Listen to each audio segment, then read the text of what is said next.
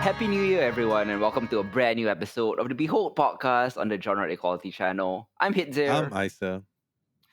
For the first Behold of 2022, we're going to do a deep dive into a particular director, Yeah. a Spanish auteur by the name of Pedro Almodóvar, who is quite well known, I suppose, in Spanish cinema Mhm. circles and film buff art house circles, but may not be too on the lips of the mainstream in the way that a Steven Spielberg or Christopher Nolan might be. So I thought I'll take this episode to delve into four of my favorite films from his filmography. Mhm. I personally love all of them. So I had a tough time kind of narrowing down my favorite four, but I did it. I believe Isa has never seen a Pedro Almodovar film Yeah. up until I asked him to prep for this episode. Yeah. So, without delving into the movies just yet, give me some of your thoughts on Pedro Almodovar, his style, his themes, and things like Oh that. man. It's I feel sometimes very conflicted watching his stuff, right? Like the four films that we're kind of like talking about today. There's a Mm-hmm. lot of melodrama. Mm. There's a lot of these moments of like incredibly short kind of like sequences and films that stand out right visually for you and kind of like add an accent point to whatever just happened before. Yes. But there is an interesting kind of, I don't know if restraint necessarily is the right word. Maybe more restraint in some of the films than in other films, right? Mm. I do enjoy his particular um, focus and lens on women Yep. and womanhood. I think that's like a very very strong thing that we see in these four in particular, Mm-hmm. and like just some outstanding performances in general Yeah. from that. There is a lot of I love the bright colors and kind of like the deep saturation of it. Yeah. It's constantly there. It feels very graphic, like in a comic book sort of way. Mm. And like just the like a lot of the time they talk about his films as kind of like a dramedy or like a comedy drama kind of thing. Yep. I'm not sure if comedy necessarily is a part of that. Like the comedy is too intertwined with the drama that's going on for it to stand out. Like it's not necessarily like laughed out loud, but there's a lot of absurdity that you notice while it's there. Sometimes Yes. to the point of farce or Yeah. even parody, but it feels still very real and very grounded at the same time. Like the characters themselves take it very seriously, right? And they are, Mm-hmm. especially for some films more than others of the four that we're talking about, like it feels like he takes it extremely seriously, despite the fact that like his framing and his devices and even the way that the script is written is supposed to have some form of hilarity. uh Yep.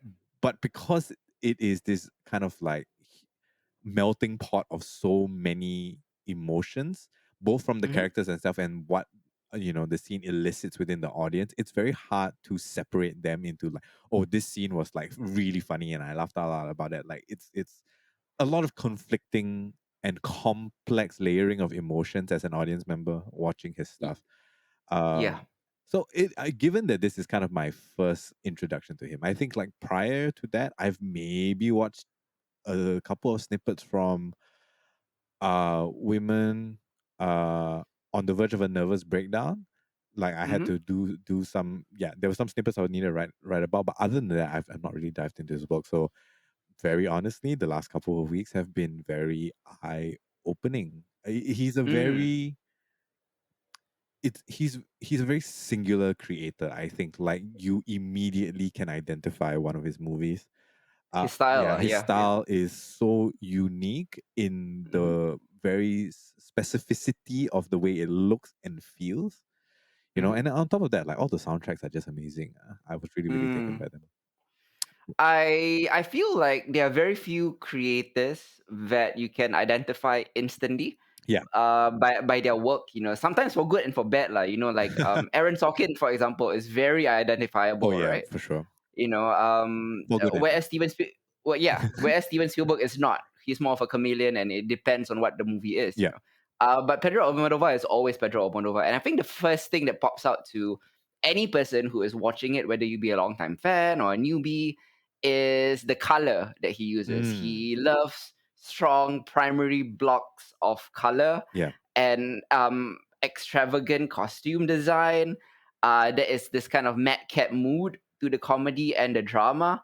It is forever, Mhm. always soap operatic, Oh yeah. always on the verge of being like overblown, overwrought domestic melodrama with the screaming colors alongside screaming actors. But um, the thing is, like, why doesn't it fall into a soap opera abyss? I think that's because, like, of his love for style and brightness and his sense of framing and composition Yeah. within the screen is second to none, and nothing like the telenovelas that we watch on TV. Yeah. There is a control and strength to his imagery, also aided by some very extremely talented cinematographers that Yeah. he surrounds himself Hmm. with. I think few directors are as capable as he is of drawing your eye to a detail or an actor's gesture, and one can tell that he aches over the composition of his Hmm. shots, Hmm. choosing and selecting them carefully, much in the way that Wes Anderson does, but of course in a very different manner. Oh yeah.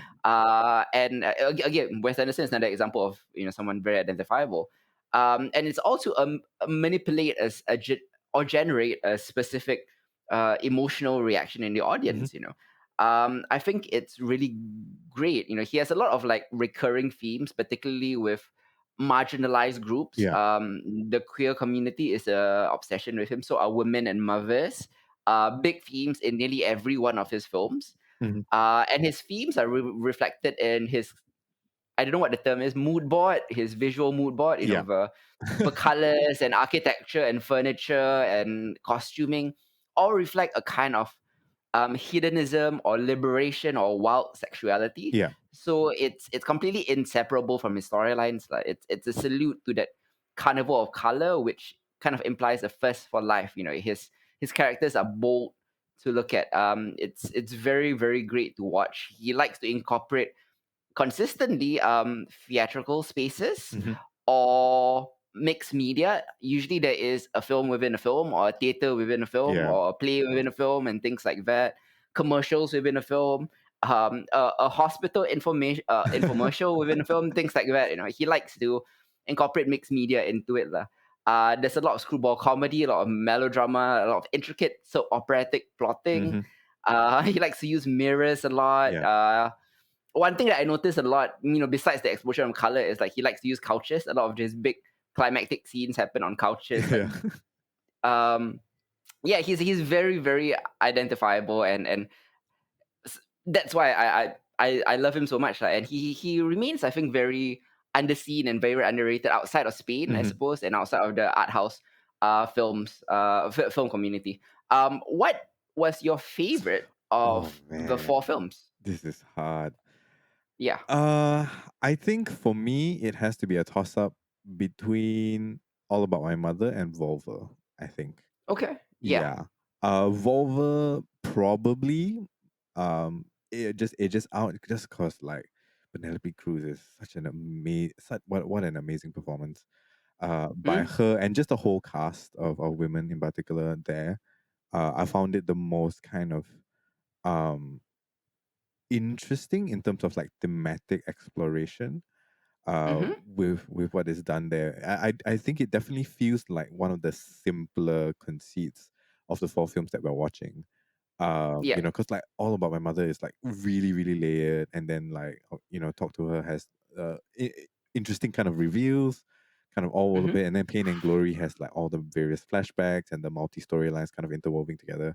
Yep. Volver seems a bit more straightforward, and Mhm. because of that, I think there is more time to just soak in the general atmosphere of that and really, really get to see like, both the director and the actresses there just like show off, kind of like at the peak of their powers, especially Penelope Cruz. Yeah. It's insane. I mean, it's almost funny like that you mentioned Penelope Cruz, considering she's in nearly every Pedro Almodóvar film. Yeah, And you can say the same about her in nearly all of his works. She's yeah, great in all of them. hmm, Like one of his muses or one of his favorite actors to work with. My personal favorite is Pain and Glory hmm. because I felt it to be the most different of his films in Oh, terms of mhm. its restraint, Yeah. and in terms of its very obvious autobiographical nature. Yeah. It's a film he could only have made as an old man. Yes. Absolutely. In him dealing with maturity and age and everything. Like it feels like the ultimate Almodovar so far. In terms of encapsulating all his themes, Yeah. plus with the added lens of maturity that he did not have in the earlier years. I agree. Yeah, films about aging are very rare. You know, stuff like The Irishman is something that Scorsese could not have made unless he was an old man, right? Yeah. Because you just don't understand aging until you're there, lah, until you're frail, until you're feeling like back pains, like Antonio Banderas' character does. You Hmm. know, so yeah, let's begin with All About My Mother, which is the earliest film, not his earliest film, but the earliest film we'll be talking about here. Hmm. Also a very good film. I think one of the films that made him first break out Yeah. in the cinema world. One of the best Spanish films, according to many Spanish critics. The film opens in Madrid with a medical worker named Manuela, played by Cecilia Roth, and her teenage son Esteban, played by Eloy Azarin.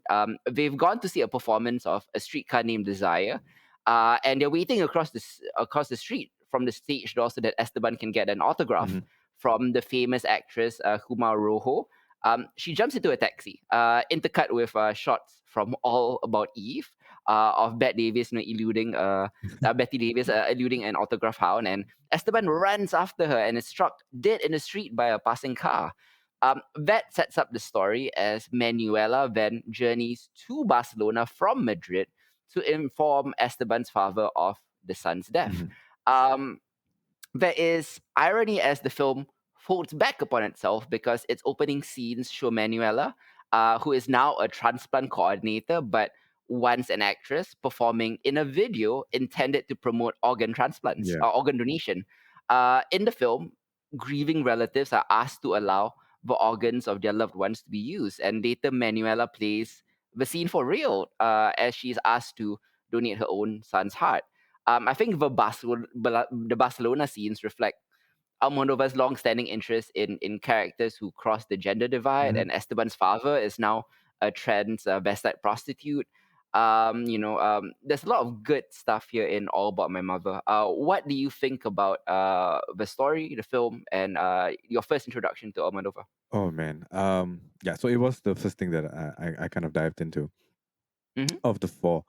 I think this was the it it okay. I haven't seen the rest of the films, but this feels like to me was the perfect way to kind of like enter this world that Almodovar does.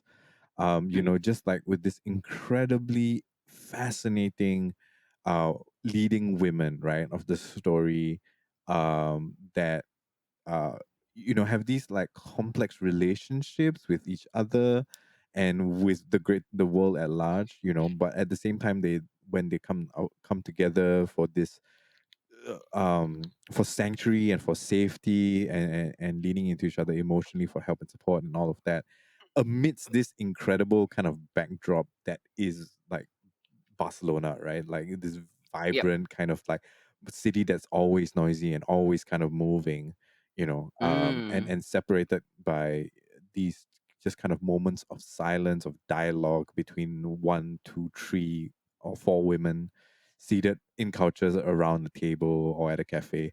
Um, that's a lot of the movie deals with that, like these conversations that they kind of have, a lot of retelling of their past and retelling of their story, of shared memories and things like that, that ultimately climax in the need for like each each shared memory requires a form of resolution that eventually comes about in the plot like that. Yep. And it feels extremely intentional and like well paced, like it's planned to a T, like everything on paper had to totally make sense and then be executed in that exact same way.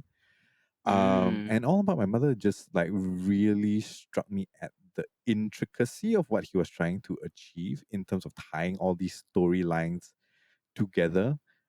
Every review felt significant in the moment that it was revealed. Yeah. And it but it never detracts from like the moment itself, right? Like the moment that these characters find themselves in, whether it's finding out about um revealing her son's the father is, etc., etc. Mm-hmm. Like those revelations are significant to the story and significant to the characters, but they never take away from the moment in which those revelations are made. Mm-hmm. And it's kind of mind blowing to strike that sort of balance, right? Like any other way, if you lean too much into it, it would become like camp, you know, Yep. or like very soap operatic. But for some reason, he consistently, especially I think, All About My Mother and in the other three films, he always writes that line so gracefully that you never feel like it doesn't cheapen the experience. You know what I mean? You know, in any other use of those particular devices in popular TV, for example, or soap operas or telenovelas, right? Like you will always feel kind of like cheated out of a big moment, say for example, or an emotional climax. But it Mm. never Yep. feels that way with his films. In particular, Yep. I think All About My Mother. Um, yeah, and just like the interiors, right? Whoever's doing like the set design, the interiors look amazing. I think in particular for this movie, where the apartment that Manuela rents and eventually shares with Rosa. Wow, what a place to find to rent, like when you're kind of like out of a job and stuff. It's kind of mind blowing.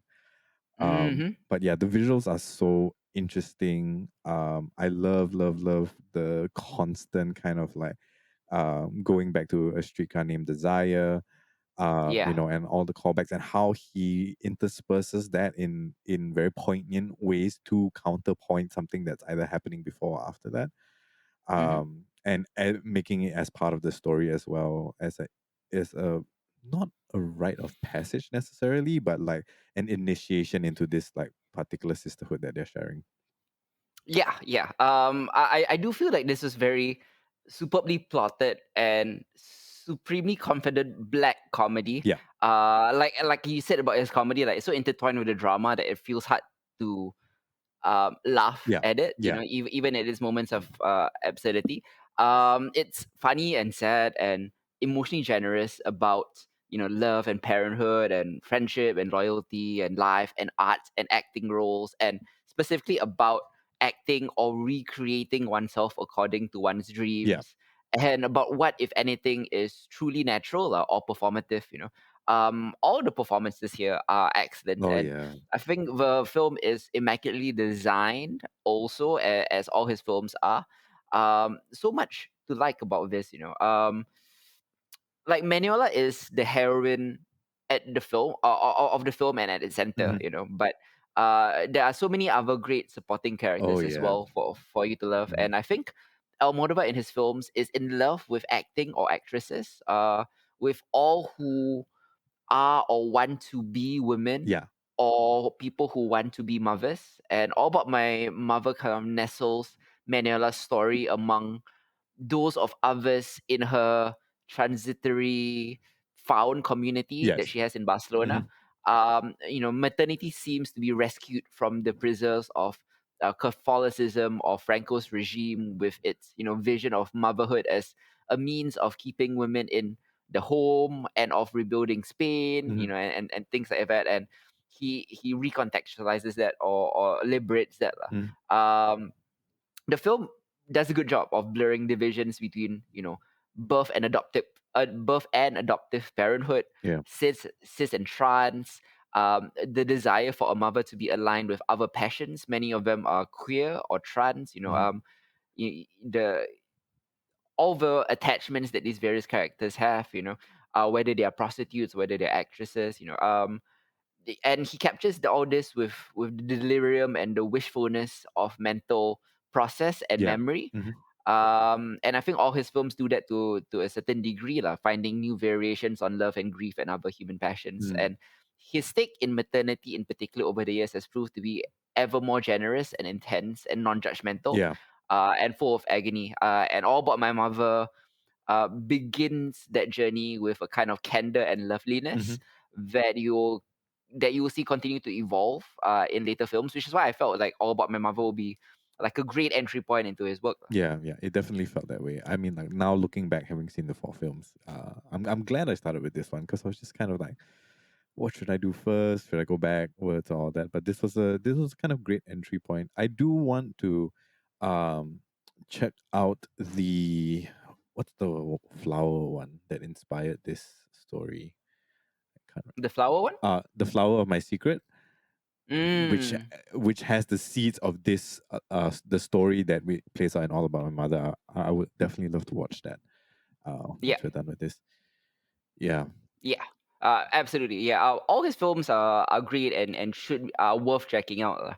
Lah. But next up, let's move on to his follow up to All About My Mother called Talk to Her. Hmm. I think Talk to Her uses the kind of offbeat premise that we've come to expect from Almodovar, Yep. whose films all but guarantee a very offbeat view of life and love and relationships. This time we have two men. One of them is a nurse, Benigno, and the other is a journalist, Marco, who spend a great deal of time in a private clinic where the most important people in their lives are in comas. For Benigno, it's Alicia, a dancer he barely knew before she arrived at the clinic, but for whom he has unceasingly cared for over the Hmm. years. Benigno is clearly in love with her and believes the feeling to be mutual. Um, and well, this I don't even want to spoil what happens, but I think you kind of know. You can't get an inkling that something is wrong here.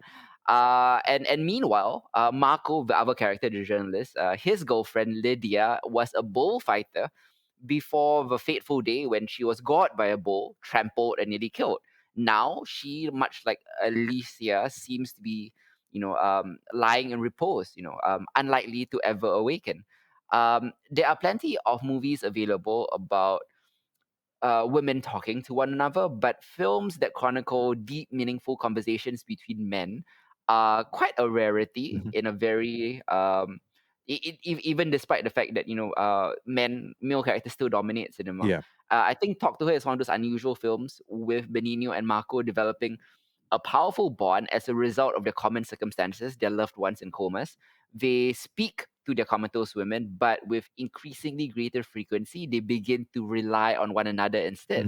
Hmm. As friends, there may be an element of um, friendship here, or at least on Benino's part, he is kind of like a virgin and unsure of his feelings. His obsession with Alicia, uh, to a degree that even Alicia's father finds unsettling. Yeah. Like it's weird for a nurse to be this into this patient, and we find unsettling as well.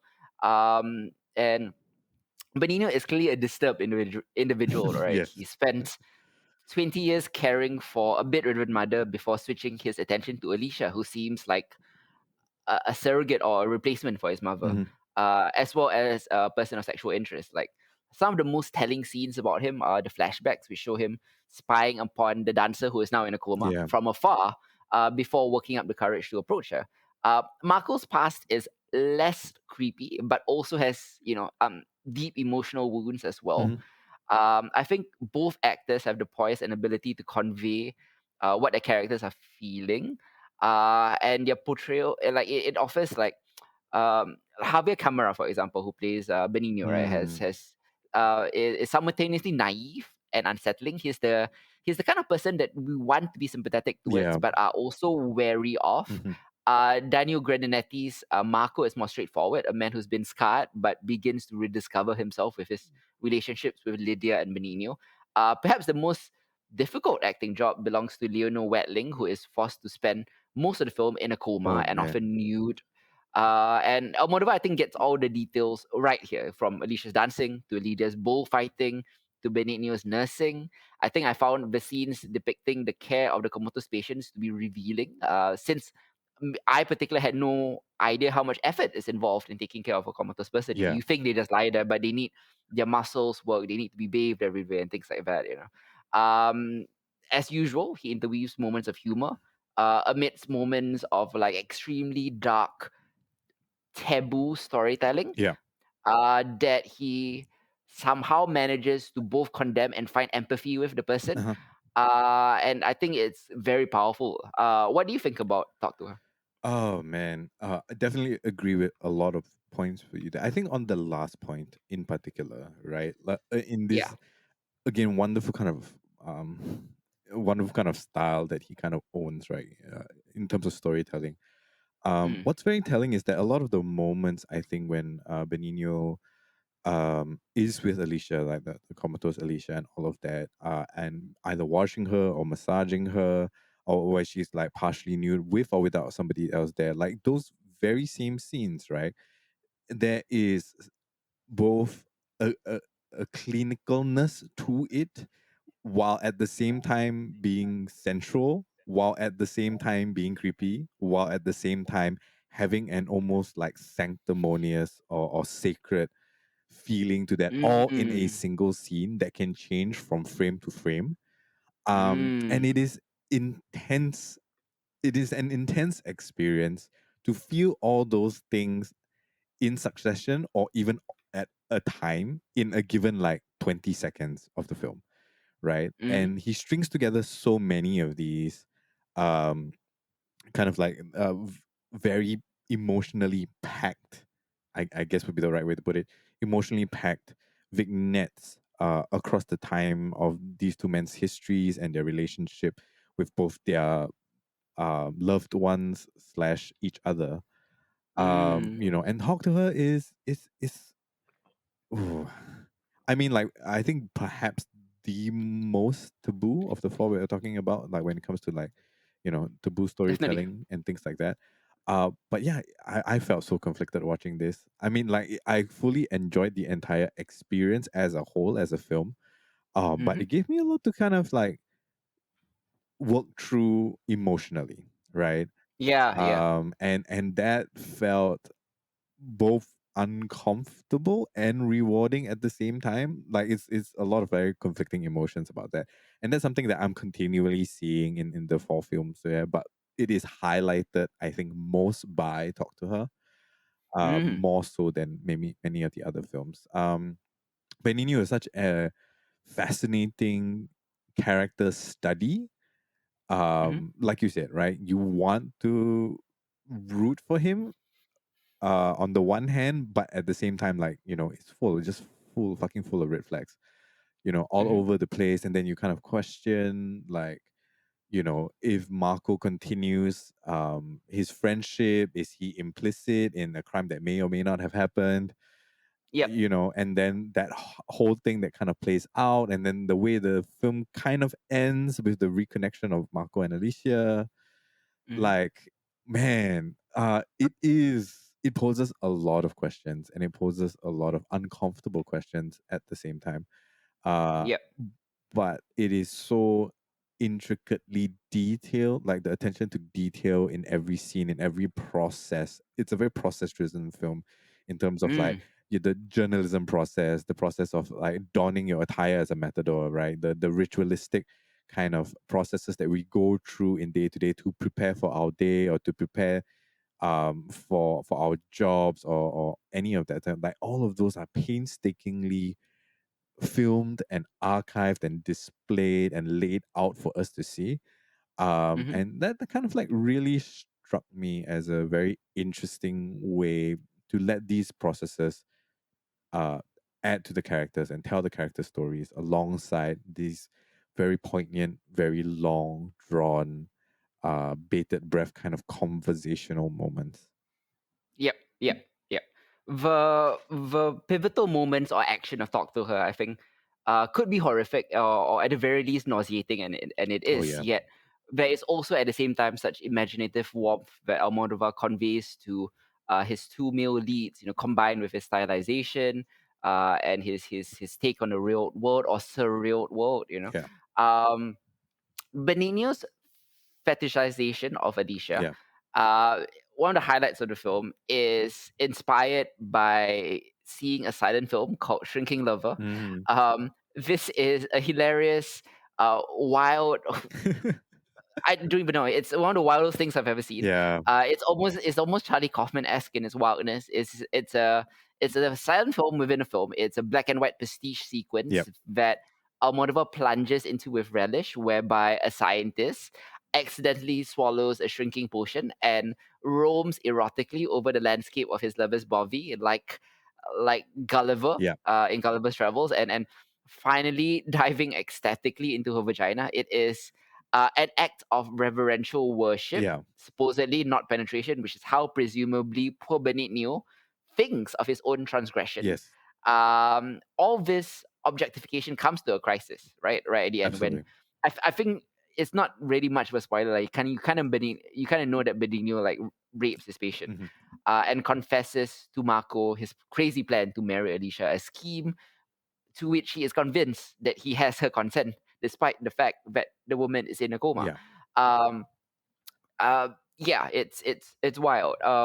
What, of all the film or media within movies that Almodovar has ever filmed, give me your thoughts on like that particular one, The Shrinking Woman. Oh man. The shrinking man, right? Shrinking Man, I'm Yeah, sorry, shrinking yeah, man. yeah, I mean, like, it was okay, definitely there was a shock factor to that, right? yeah, Like, it starts yeah, off innocent enough. yep, The whole like shrinking thing, and like there's of course the entire kind of like the prestige of that and all that. Like that final scene of the silent film certainly uh I had to look for my jaw just because I wasn't expecting that yeah, at that yeah, point in the film. Like, it felt like a sudden interjection, and until the end, like, you don't really quite understand why it's there. Like, mm-hmm, within the story, you know that this is something that Benigno has recently watched, right? And that's the explanation for us having to partake in that, the strangeness of seeing that in the plot while at that point. yep, um, yep, yeah, that scene was, I don't know. I don't know how to feel about that, right? Like, I don't know if that's something that I have had enough time to kind of unpack yet. mm-hmm, But it works perfectly within what Moldova is trying to do in that at that moment, right? Like, mm, that is the tipping point. Because at this point in yep, time, Beninu has been caring for Alicia for 4 years, I think, yeah, or something close to that, right? And this is the moment in time where the absurdity of going from like this whole story of a man who shrinks down, right? And to explore his lover, and eventually, the goes into her literally. yeah, yeah, Like that, the absurdity of that is counterpointed by the fact that um we don't see that. Like, we never see the crime committed on screen, right? mm-hmm, And that is both commentary and, negative space, I guess, for us to fill in mm-hmm, the gaps from there.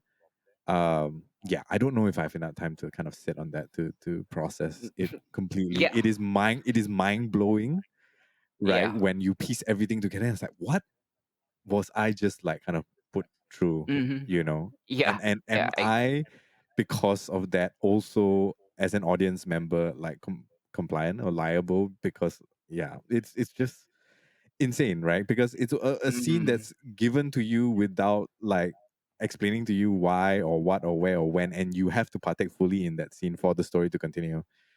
mm-hmm. Yeah, Yeah, it's that whole short film or black and white film is kind of sort of like this microcosm of what Talk to Her is. yeah, It's wild and crazy, but at the same time also it has this kind of jolting meditation on love, obsession, and loneliness. I think Almodovar has made a powerfully moving film about a couple of men who think they want to lose themselves in their women, but one is legitimately caring and the other is more about himself yeah. and filling in the loneliness in his heart. Mhm. Yeah, Talk to Her came out in 2002. You can, same with All About My Mother, you can rent it everywhere that films are available to Yeah, rent on your Amazon or iTunes and things like that. Let's move on to, I think you mentioned this was your favorite film, right? yeah, Volver. Next one. Yeah, Volver is again a very gripping melodrama. It is more than the rest soap operatic by the fact that this film is about how trash TV impacts their characters' yeah. lives and how it very much mirrors it. Hmm. Um, yeah. Penelope Cruz, once again here, plays Raimunda, who is a hardworking woman with a teenage daughter, Paula, and a feckless kind of layabout husband in their house. With her sister Sole, she tends to the graves of her parents and visits her ailing aunt Paula, Mm. who is heart-rendingly in the final stages of dementia.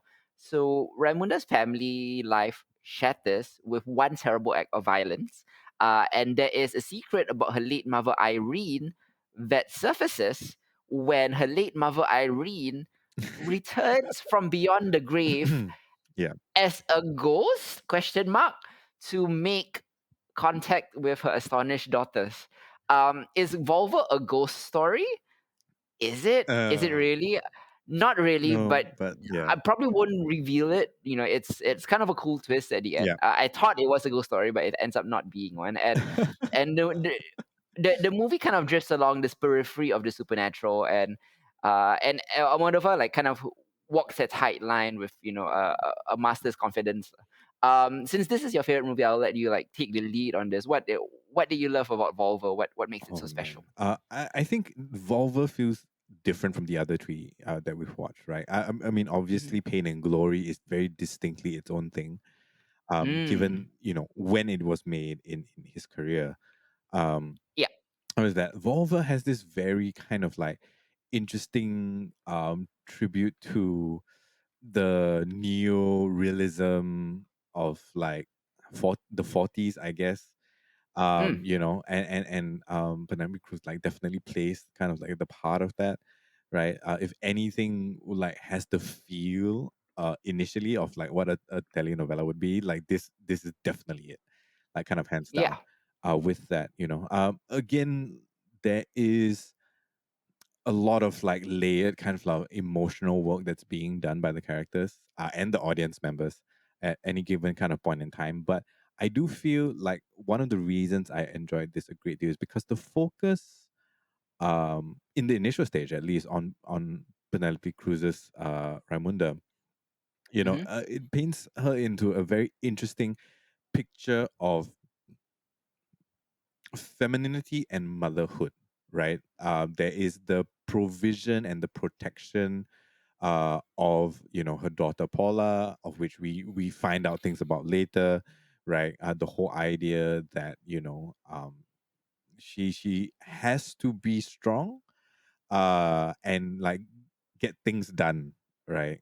Which is kind of like the way that that a lot of the women here have just to kind of like pull Mm. themselves up despite the fact that like the odds are against them, and the men in their life are trash and criminal and so on and so forth, right? In the end, they are the movers and shakers of their own lives. Hmm. And that is a constant thing that you see thematically throughout all the female characters here. Um, despite like the ever increasing absurdity of what is going on and the grander and grander or the grimmer and grimmer revelations that get revealed as time goes by. Hmm. Um, yeah, just that and like the color, I think in Volver especially Mm. is extremely like eye catching, right? Like it's very very hard. I think if, the one kind of striking scene that is kind of in the middle of nowhere where she goes like shopping to cook for the Yep. first time, the color Hmm. of those tomatoes, right? I'm just like, what Mm.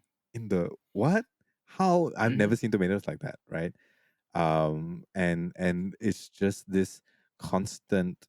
Um, it, it is a colorful story of people, in like kind of these almost like exotic or far out or far fetched like coincidences in life that's juxtaposed against that visual spectacle of the colors and the prestige that's there. Yeah, Mm. and also that, and I just really love Penelope Cruz, and I think this is probably one of her best performances ever, Mm. for sure.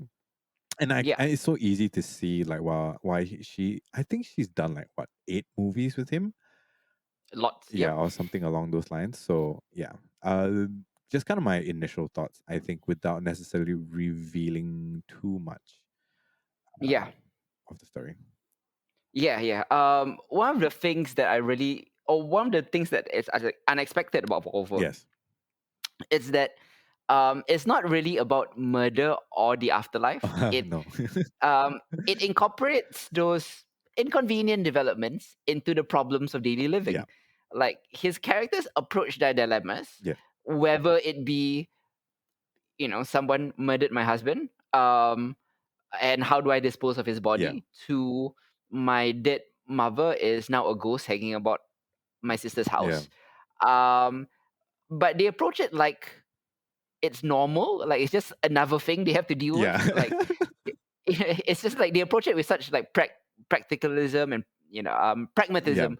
Uh, it's almost surreal at how it's like, oh, okay, how do we get through this? And it's insane. Like it pretty much captures, I think, like an adult woman's mentality. Is like shit happens. Yeah. Now we Now just we now we just move now we through it. deal with it. Yeah, we have to Yes. handle. Now we deal with it. Yeah, That's it's really great. that's a Yeah, more succinct way of what I was trying to get at just now. yeah. Yeah, that, and I love the fact that like a lot of the plot takes place around a fridging incident, right? But in this Yeah. case, it's reversed, and I love that. I don't know how intentional that was. I don't know if Almodóvar is aware of what fridging is necessarily in pop Hmm. culture, but I fucking love that. It's reversed this time around.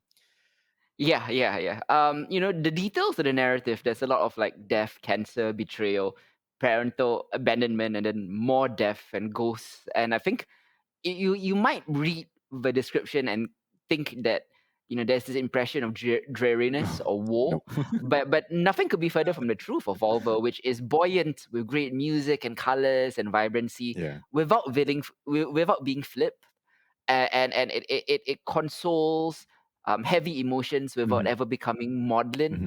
I think Almodovar acknowledges misfortune, which it takes seriously from a perspective that is sometimes comic. Yeah. Um, but very few filmmakers have managed to smile so convincingly in the face of misery and fatality as Almodovar does here in Volver. It draws you in. It's very inviting. It's very colorful. The music and food and color is great, as Yeah. I mentioned. Um, yeah, this is one of his most beautiful films to watch, and one of his most uh, potent in terms of what he wants to cover in terms of his themes. Yes.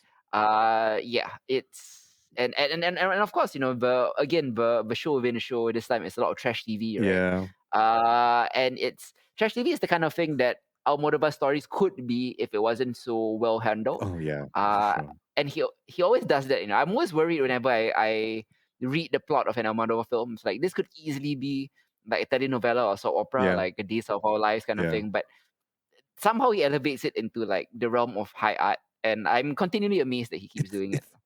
it's insane. It really, really is insane. Like I don't know how he does it, you know.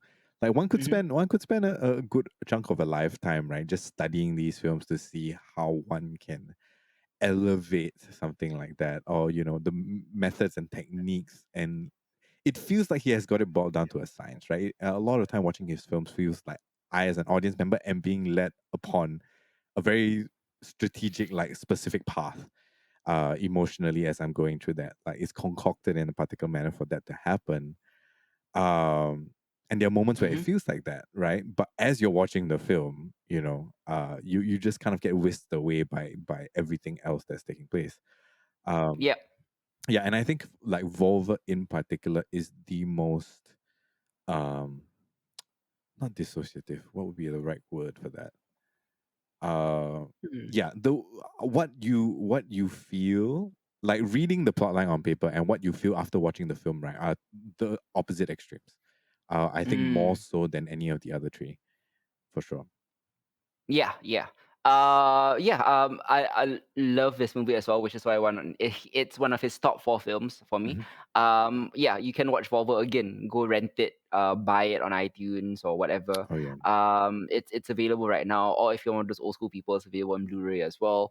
Let's move on to the last film, or not his most recent film, because he has a new film coming out soon. Yep.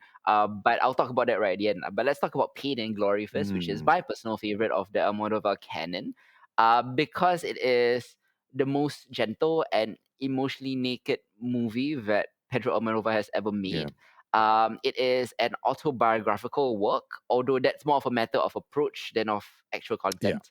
Um, Here we follow an aging filmmaker and one-time provocateur, Salvador Malo, who is Antonio Banderas, who has been outfitted and costumed with Almodovar's colorful shirts and Mm-hmm. high tops, Mm-hmm. and he sports a salt and pepper beard, and a shock of happy hair. Not unlike the directors, he looks like the Yeah. director. He's made to look that.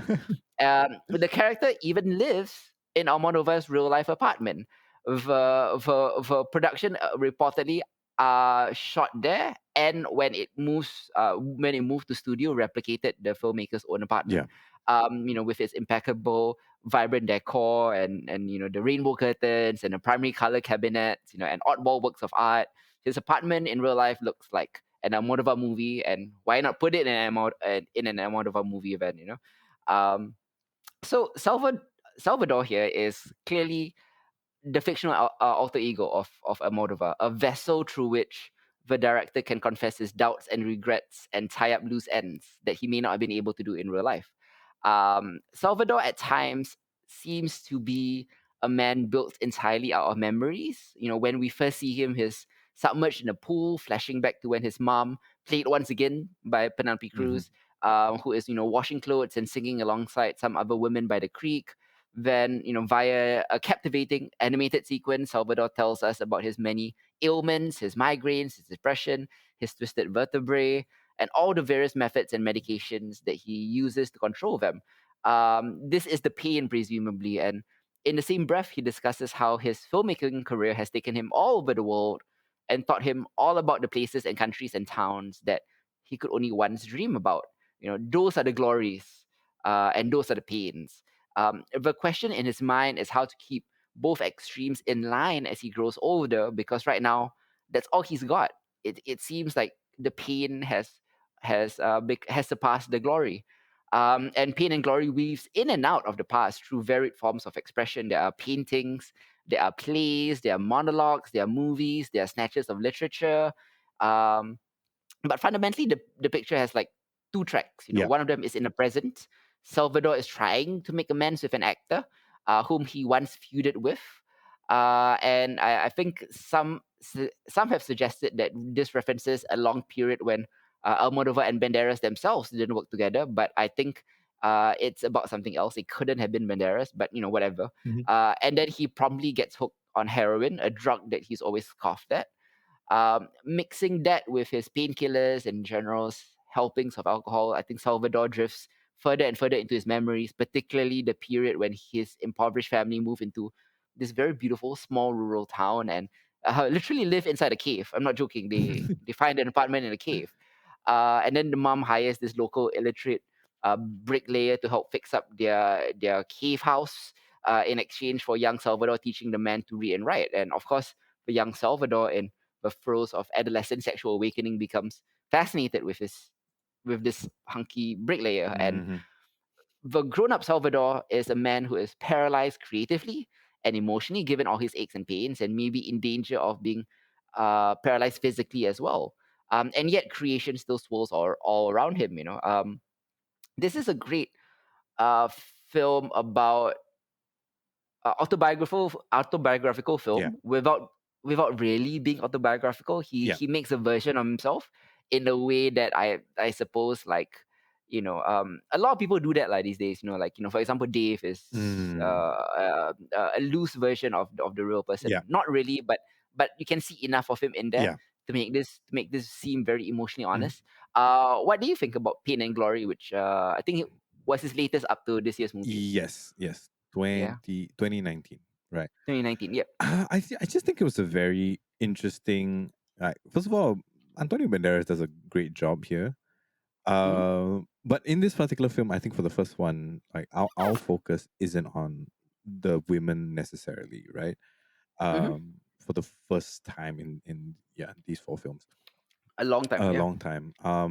And it's kind of interesting to still see like the role that is played in particular. Like, I mean, choosing Penelope Cruz to play your mother, right? Mm, Like that is in and of itself, the casting of that like is a significant. There's a significance to it. because she's a muse and all of that in real life, and so on and so forth. So we can read what we want out of that in particular.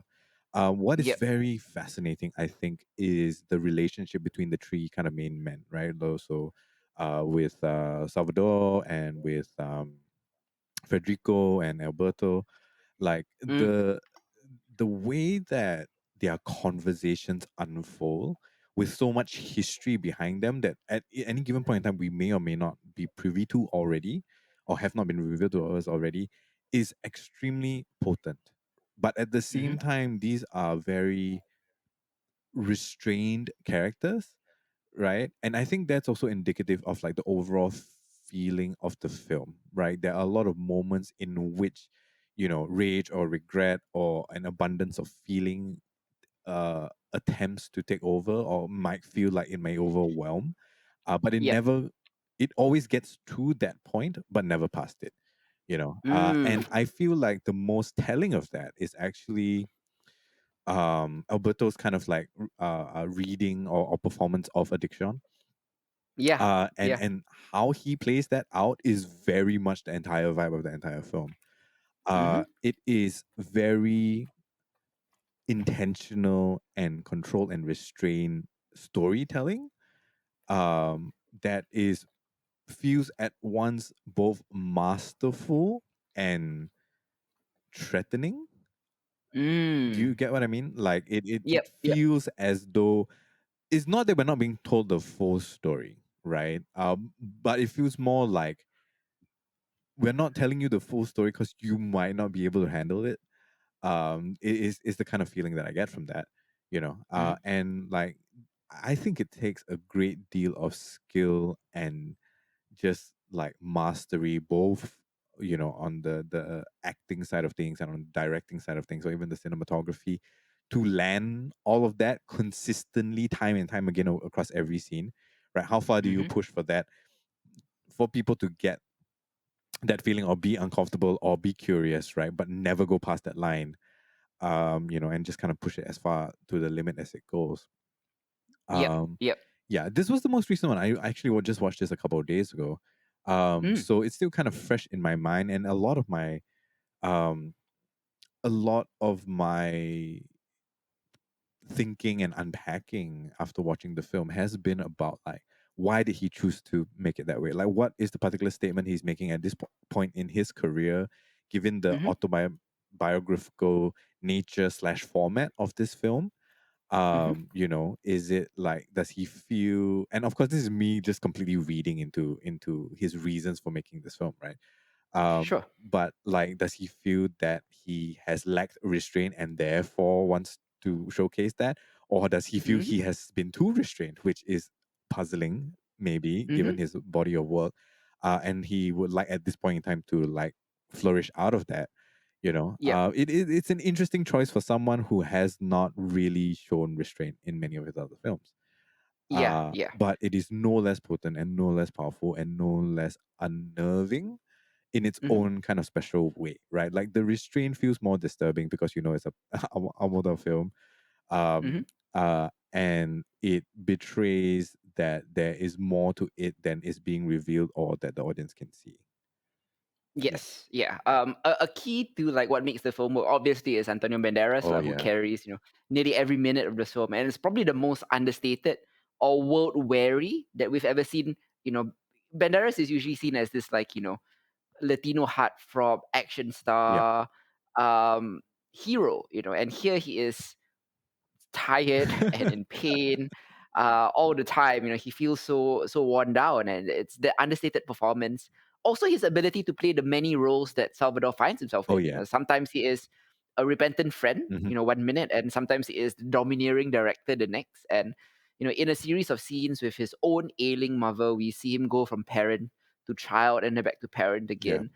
It's a performance of great range, and it also feels unified and very controlled. Hmm. Hmm. There is a line that Salvador tells his actor pal at one point that I think breaks down Almodovar's Oh yeah. films. Here's the line. Let me quote it. It is better not to be an actor who's always crying, but one who's always on the verge of tears.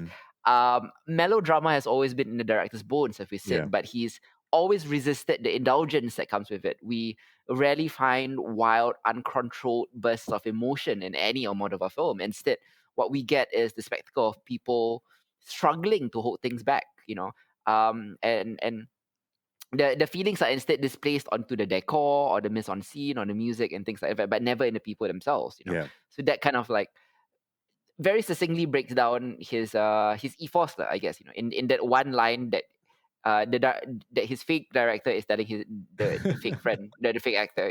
It's his real life ethos. Pain and Glory is meta, but I think it never goes full adaptation, I guess. Yeah. The the movie the movie hovers in the intrigue of Salvador's, psychological duress and traces it back to his childhood with this, wonderful flashbacks interspersed throughout the plot. Yeah. It's here that we really get to learn what Salvador is and who he is, how he was shaped by his mother, his village in Valencia in the 1960s, his frugal father, and things like Yeah. that. His sexual awakening. Um, it's a curious package of pathos and navel gazing that could easily devolve into, again, self Hmm. indulgence if Almodovar didn't keep the style and the narrative humming. Yeah. At stake here is Salvador wrestling with his past and whether he can confront it in a new work. Is the question, that's the question. Can he confront his past in his work, Yes.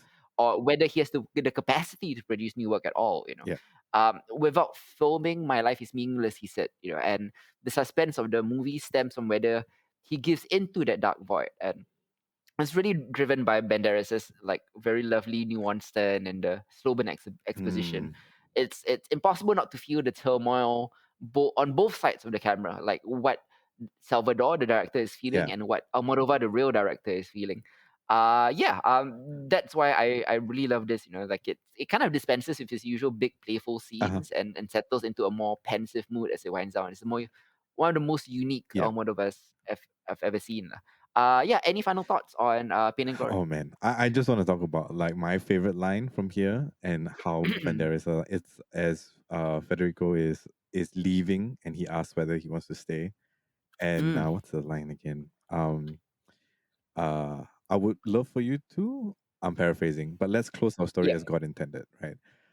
Yeah. Such a Yeah. powerful line, such an interesting insight, I think, into Salvador's kind of growth as a character. Because at that point in time in the movie, like you've seen a fair number of the flashbacks already, Mm-hmm. and he's kind of like this position is like it has happened as it has happened, and Yeah. perhaps you're hoping that he takes that into this new project that he has started. Such Mm, a like there's so much encapsulated in that one line, and like the emotional portrayal of that in those few seconds on Antonio Banderas's face is just it just is kind of crazy how good that is. um absolutely. yeah, I love this movie. It is definitely, I think, I mean, I've only watched four so far, so I'm definitely going to try and dive into the rest of his filmography. Mm-hmm. But yeah, Pain and Glory is special for sure. Yeah. In 2019, when I made like top films of the year, etc., Yep. etc., right? 2019 specifically was the year for me of the three P's, which was my top three: Parasite, Yep. Portrait of Lady on Fire, and And Pain and Glory. Glory were my top three for that year lah. And it's very easy to see why all three films are very different Oh but yeah. but quite Hmm. special. Yeah. That was our deep dive into four of the films from Almodovar's very lengthy 40-year filmography. And there's a lot more that you can watch if you want to talk about. If you are looking for new stuff, just last year in 2021, which is just a few weeks ago, Yep. Almodovar released a short film, his first ever English language short film, called The Human Voice, starring Tilda Swinton. And that has inspired him to make an English language feature film, also starring Tilda Swinton, coming in the next couple of years, which he's filming right now. Hmm. It's interesting to see Almodovar moving out of Spain and moving out of the Spanish language. I think it could be fascinating. His latest film, though, it will be released in Singapore if you live in Singapore, uh, on the 18th of February. So you Oh. can check it out. His latest film is called Parallel Mothers, and it is a familiar variation on themes, I'm assuming, given the title. It also stars Penelope Cruz Mhm. once again. It is Almodovar doing Almodovar things, lah. So I'm looking forward to that as well. But he is saying that Parallel Mothers might be his last film in Spain for quite some time. He wants to explore things outside his Oh, homeland while he's still alive. He's in his later years, so he wants to do like different things. yeah, And he wants to do an English language film next. And sure, yeah, like do one with Tilda Swinton, or a non Penelope Cruz once in a while. yeah. Why not? Oh, but Penelope Cruz can speak English too. What am I talking about? Yeah, she can For absolutely be in sure. one of his English Yeah. language films. Yeah. Yeah, so can Antonio Banderas or a whole slew of any of the actors or actresses he's worked with. Yeah, that's true. That's true. Before we cap off this episode, I wanted to introduce like a small segment. What's making you happy in January? What have you been Yep. watching, reading, or listening to that you would like to shout out and maybe recommend to our listeners? Okay. Yeah, I'll go first. I have been well, my mealtime kind of binge at the moment is been Schitt's Creek that just got onto Netflix. A lot of the time, Nice. like I guess it's the unwinding kind of thing, right? Netflix is still kind of the easiest thing. It's on my TV outside. I can just pull it Hmm. up and watch whatever. Hmm. So yeah, Schitt's Creek. I think like I'm 3 or 4 seasons in, right? Never really Yep. hopped onto that bandwagon when it became popular in Yeah. it at season 3, more or less. But yeah, I'm kind of catching up on that as Hmm. well. I just finished the new JoJo Bizarre's Adventures Stone Ocean. Just came out. Yeah. That just well a while ago, right? But like I'm fully caught up with that now. I'm Oh, I saw it just pop out on Yeah, Netflix. so Maybe. it just came out on Netflix, but it was a Oh, delayed release on Netflix because gotcha, yeah. gotcha. Okay. Yeah. So I watched just a couple when it came out. I think I did mention it in one of our anime corners, the last Hmm. anime corner that I did. But I fully finished all of that. So like it's interesting. It's super interesting for a JoJo franchise to have a female lead. Mm. It is like it has all the nonsense of everything else that you love and or hate about a JoJo series. Business adventure. Yeah. Yeah. But at the same time, like it's fascinating. Like Jolene is actually might be one of my favorite so far protagonists so far. Hmm. It's a very fascinating look at how to kind of shake things up in what has always felt like an extremely male dominated testosterone filled kind of franchise.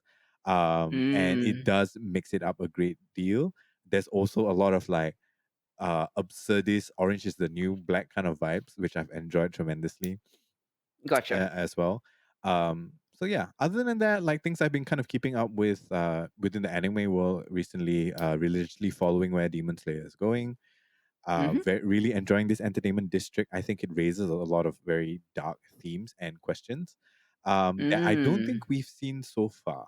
And I know there's a lot of like hullabaloo about like the renaming of it and whether or not like this arc necessarily is something that kids should be watching.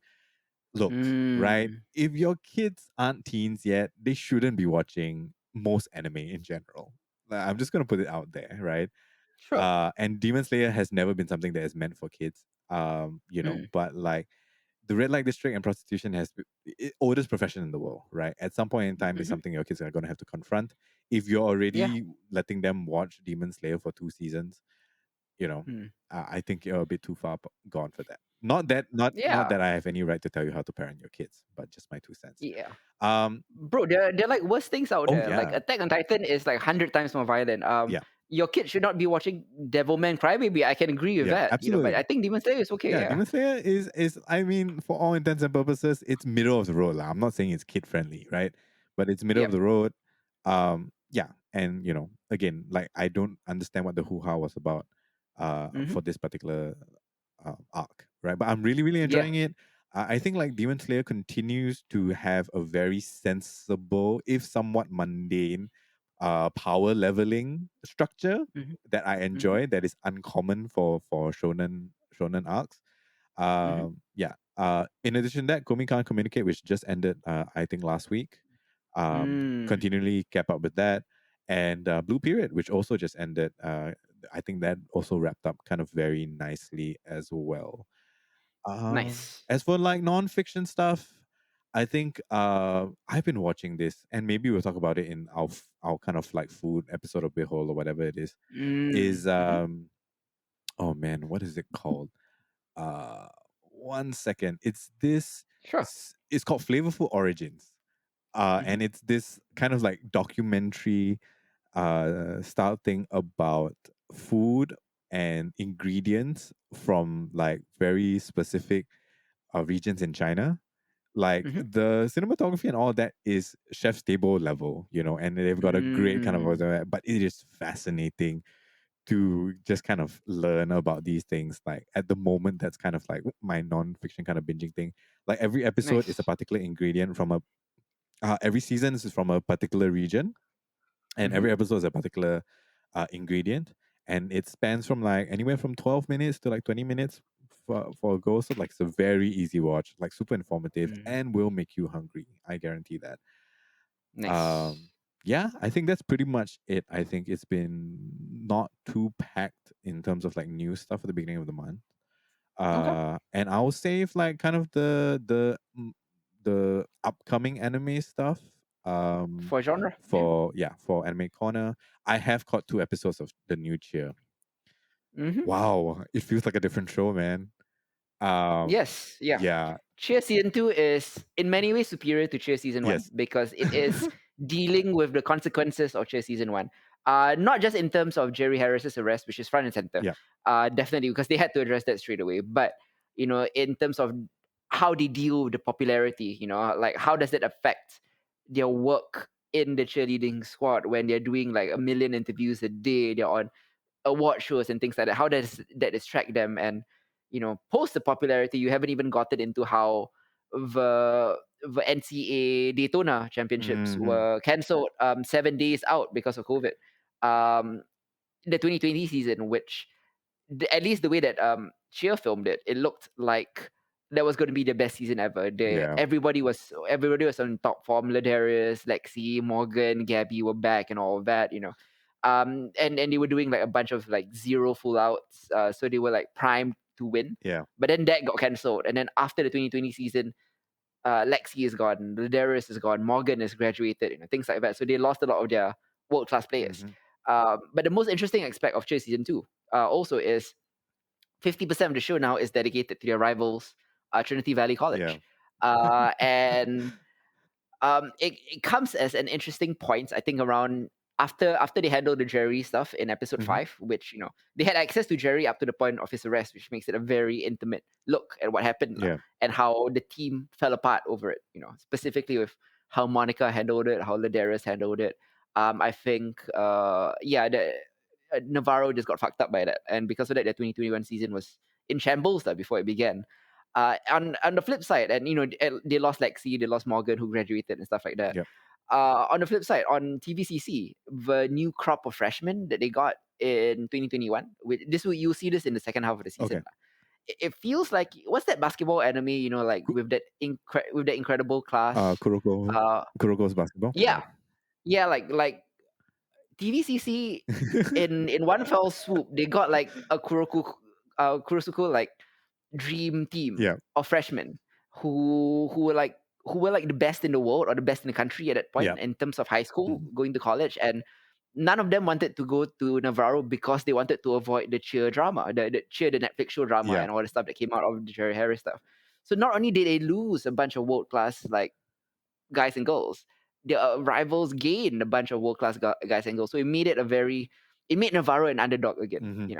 And I couldn't see it. I didn't ever see that happening, lah. And you kind of begrudgingly root for TVCC because they're hungry, they're focused, they've not been distracted. They're a bit pissed off that they're number 2 for like the last 20 years. Yeah. So Cheer season 2 is a great watch, man. Yeah. It's superior to season 1 in many ways. Oh Yeah. man. Okay. Yeah, I'm definitely going to be digging into that. The 2 episodes that I've seen so far already have been like, yeah. Yeah. That's great. There's this like Yeah. little strange one that I just picked up recently. It's called "What Did You Eat Yesterday?" Hmm. And it's basically it's like this a show about these two Japanese gay men, Hmm. and like the one of them who's a lawyer, like he prepares like home cooked meals, for his partner who's a hairstylist, and they just kind of like navigate, as a middle-aged gay couple in Tokyo. Like it's very cute, it's very Mm, sweet. It is actually fairly funny as well. I had a friend put me onto that, and I've been watching it here and there. nice. Yeah, I think that's been about it. I've been toying with the idea of rewatching Breaking Bad from the start. Mm-hmm. But I think I might only do that after we're done with the our Mad Men thing, Mm-hmm. most likely. What Awesome. What about Okay. you?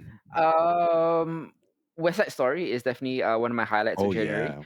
yeah. Steven Spielberg's remake of a classic iconic musical is at both beat for beat the same, yet at the same time feels incredibly Yep. different.